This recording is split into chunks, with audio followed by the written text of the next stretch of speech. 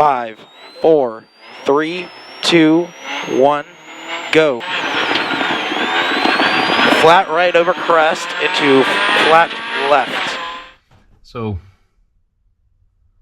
one of the next things that I'm going to do here is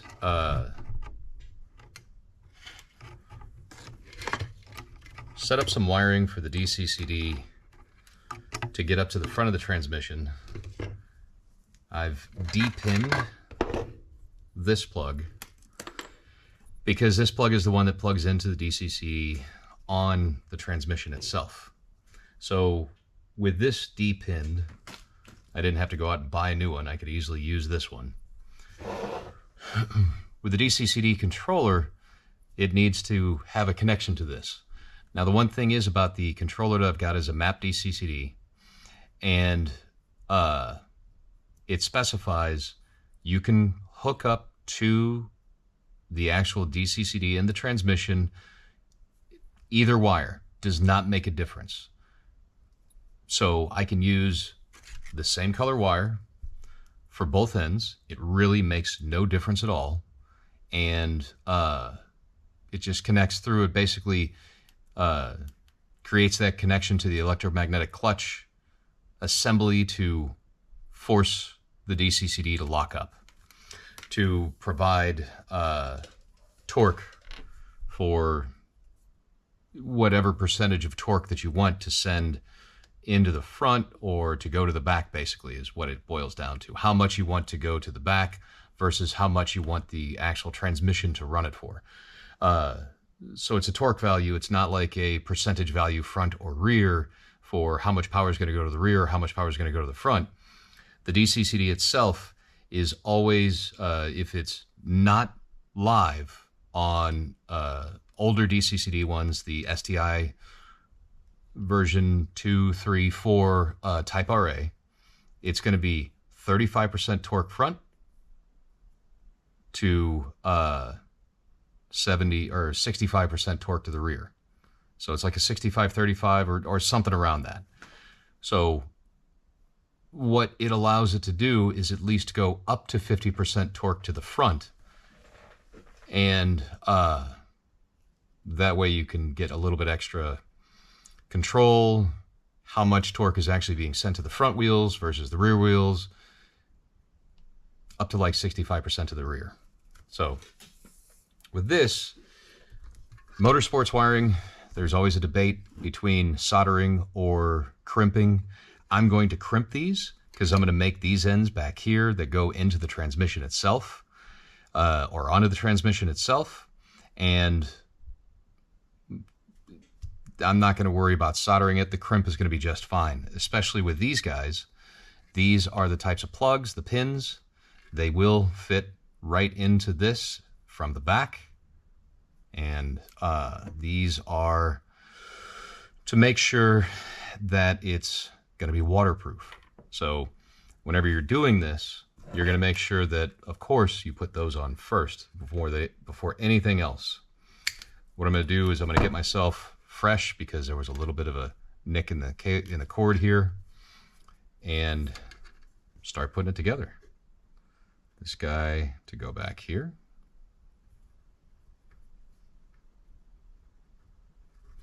Now to crimp, I think the wire is going to lay into here, about this far. So you only need to strip this much of the cord or the cable or the wire out. It's a very small amount that you strip out.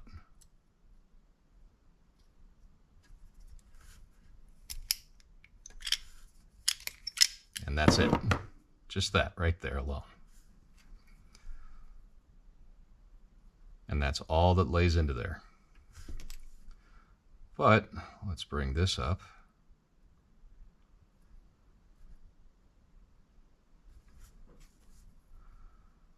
Because that will grab on it. As you can see, it lays into there.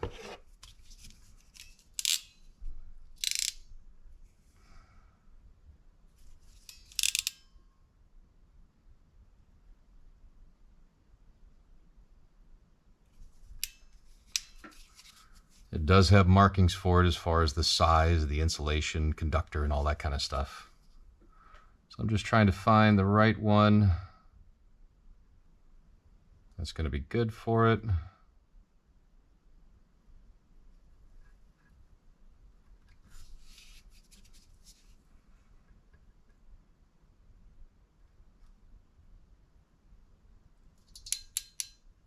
And settle it in.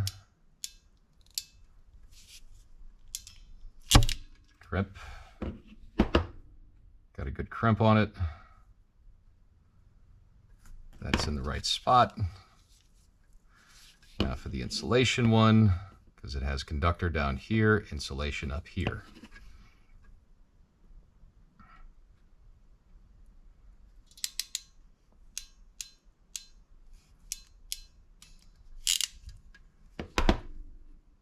Might be a little fat on it, but I think I'm pretty good on that crimp. It has not really bent it, slightly, but let's see. Let's go in. That is the correct direction for it. Has to go in until it snaps into place. Let's see, make sure I'm going the right way. No, this is the way that it goes. Because this little thing right here, there's a little clip that it clips into.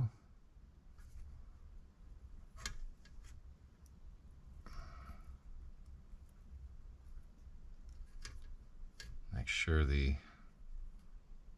waterproof part of it gets in there all the way.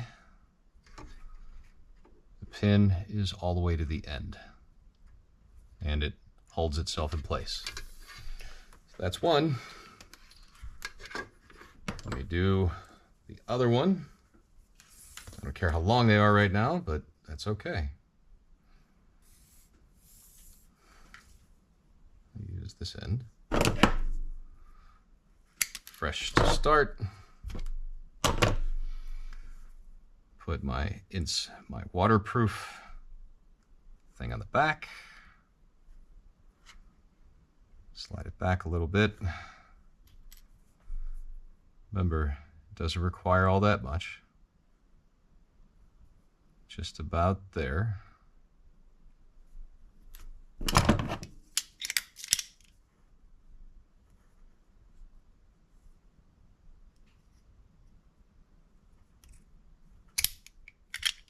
Go. That's good. Bring this up.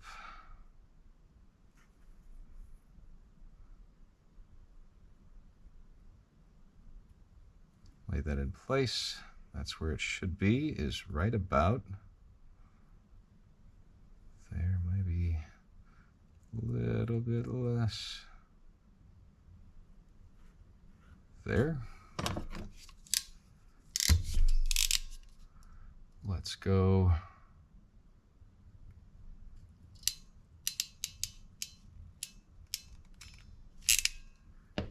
That's a good crimp there.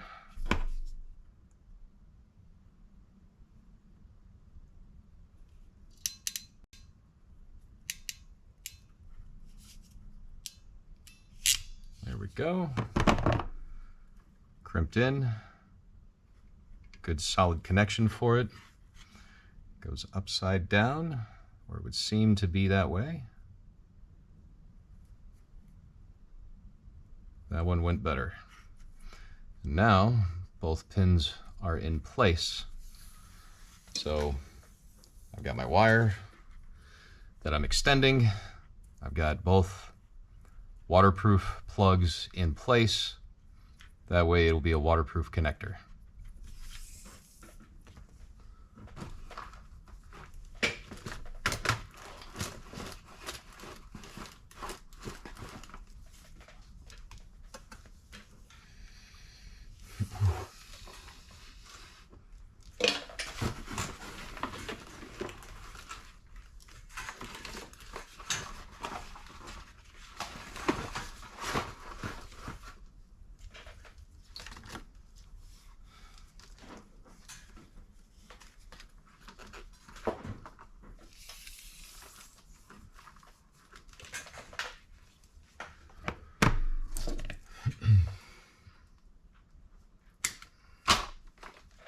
Next thing, I'm doing probably an excessive amount of heat shrink for this, but that's okay because I want it to be protected.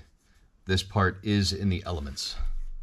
So let's go through.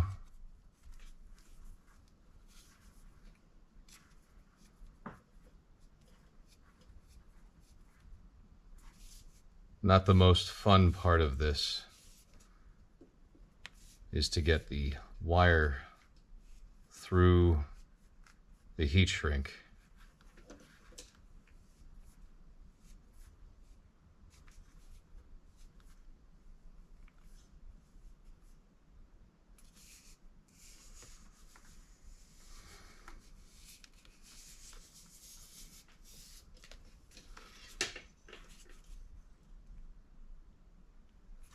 This can be some of the more annoying part of it.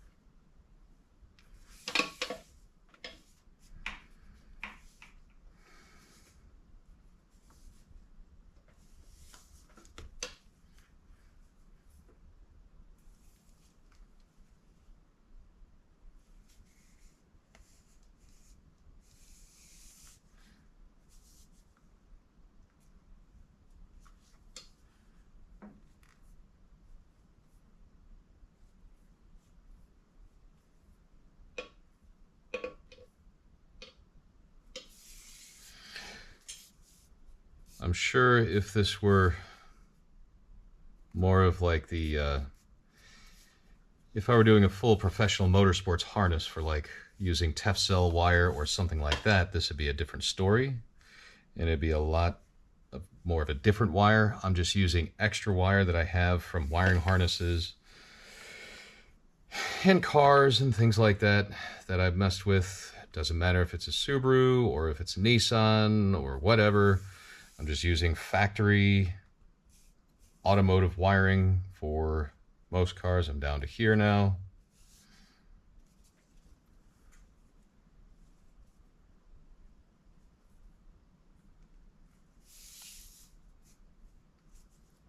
Is this the best way to do it? Maybe not. Is it the way I'm doing it? Yes.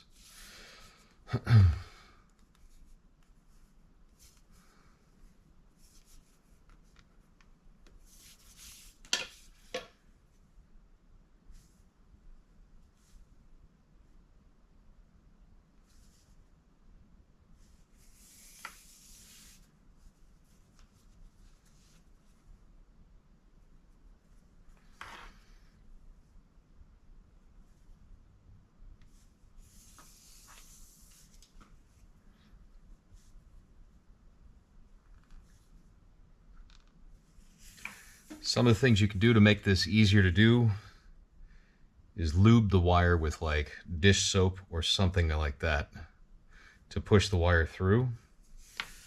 Try and straighten everything out as much as possible so it just goes through.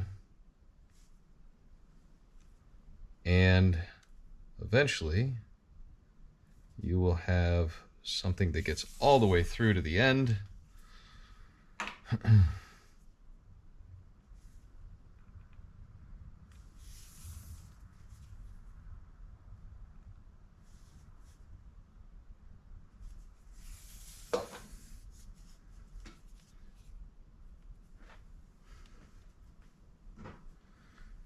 Keeping it as straight as possible to do this is a little bit of a bitch.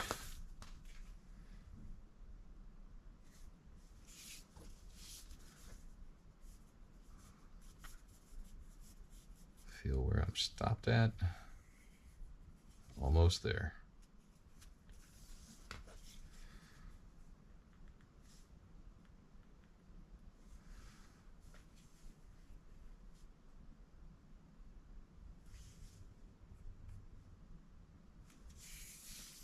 Sometimes it can feel bound. It's okay. It just takes a little bit of work.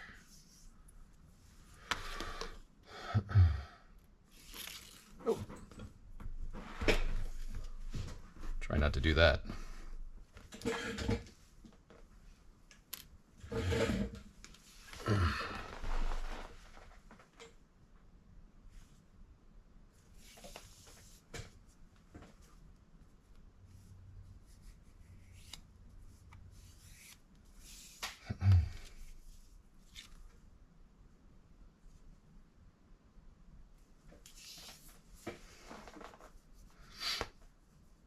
It can sometimes help if you can get a way to get it figured out to where your wire can be held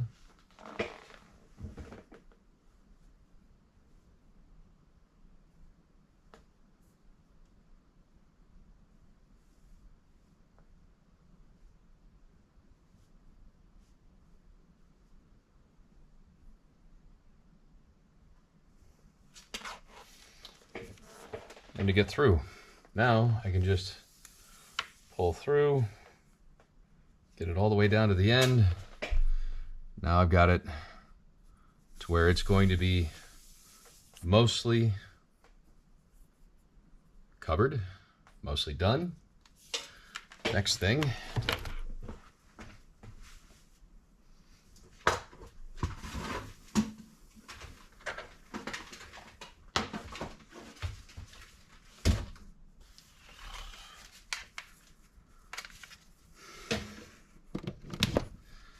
best way to get the rest done, to get it shrinked onto it, is with a heat gun.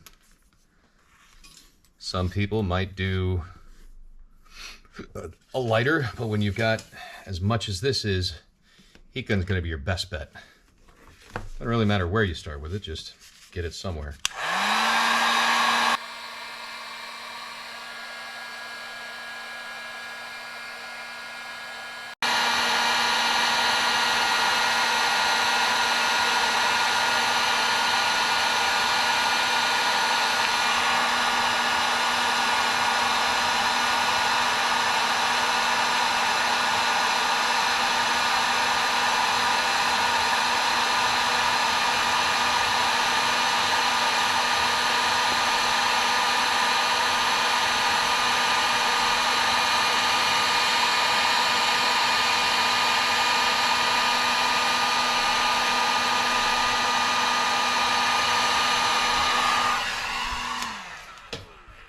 That cool off a little bit.